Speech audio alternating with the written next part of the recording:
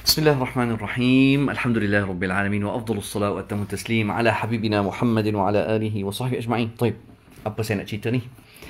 First, ikhwani, nasihat saya daripada hati ikhlas insya-Allah kepada saudara saya, kepada rakyat Malaysia yang sangat saya kasihi.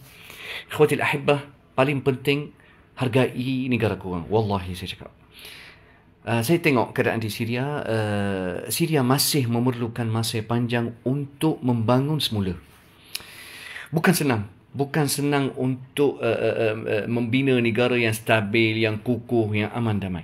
Sebab betul, nikmat keamanan paling penting sekali. Nikmat keselamatan dan kestabilan.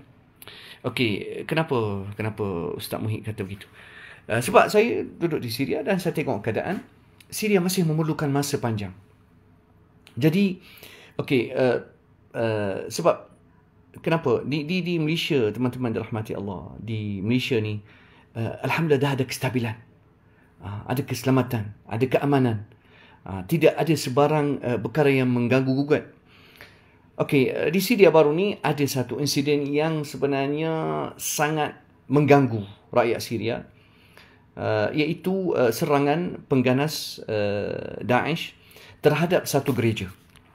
Dan Islam kita tahu, Islam kita ikhwani, agama Islam adalah agama yang mengutuk dan kutuk sekeras-kerasnya sebarang serangan terhadap pengikut ataupun penganut agama lain. Tak boleh, dalam Islam tak boleh membunuh ataupun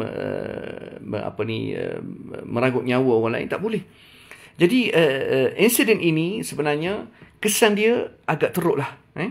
Sebab akan ada pandangan yang negatif kononnya orang Islam galakkan keganasan dan sebagainya, dan ini sebenarnya tidak betul, tidak benar sama sekali, dan akan menyebabkan berlaku sedikit jurang antara akan ada jurang lah antara lapisan masyarakat Syria. Sebab di Syria ni banyak etnik. Ada orang Sunni, mereka adalah majoriti, ada orang Kristian walaupun mereka mewakili dalam 2 ataupun 3%. Walaupun mereka minoriti, tapi ialah kita sebagai negara Islam, kita kena jaga semua etnik. Dan kita tahu hadis Rasulullah sallallahu alaihi wasallam, ada hadis yang sahih dalam Sahih Bukhari, man qatala muahidan falam lan yarih raihatal jannah. Siapa yang membunuh seorang yang bukan Islam, maka tak akan menghidu bau syurga. Wa inna rihaha la yujadu min masafati 40 sanatan atau kama qala alaihi salatu wassalam. Jadi itulah masalah sekarang di Syria. Jadi saya nak tekan kepada sahabat saya, wallahi nasihat yang ikhlas daripada hati. Hargailah Malaysia, hargailah pembangunan yang telah tercapai, keamanan, kestabilan, hubungan yang mesra di antara etnik dan warga. Ikhwan, ini paling penting. Hubungan rapat di antara berbagai lapisan masyarakat. Ini sangat penting. Terimalah apa yang saya nasihatkan dan ikutilah dan cubalah patuhilah kerajaan yang ada, patuhilah, ikutlah nasihat dia, ikutlah saranan, ikutlah pandangan kerajaan yang ada, supaya insya-Allah negara terus maju jaya.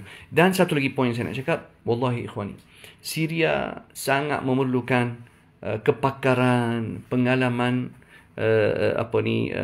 rakyat Malaysia. Maksud saya, itulah satu impian lah daripada saya.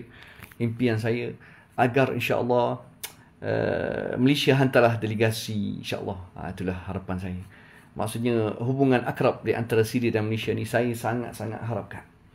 Saya teringinlah tengok delegasi kerajaan Malaysia datang ke Syria, dan saya kadang-kadang bagilah pandangan kepada pihak authority kat Syria. Sebab ikhwani, kepakaran Malaysia dalam bab keselamatan, keamanan sangat tinggi. Wallahi, kepakaran Malaysia dalam bab keamanan, keselamatan, kepakaran pegawai-pegawai keselamatan di Malaysia sangat tinggi. Dan mereka sangat-sangat bijak, dan mereka ada kelebihan yang tersendiri, alhamdulillah. Jadi betullah memang Syria sangat memerlukan pandangan, kepakaran, kehebatan, pengalaman rakyat Malaysia, supaya Syria pun ambil belajar juga insya-Allah. Ya Rabb. InsyaAllah ta'ala. Itulah yang saya nak sampaikan hari ini.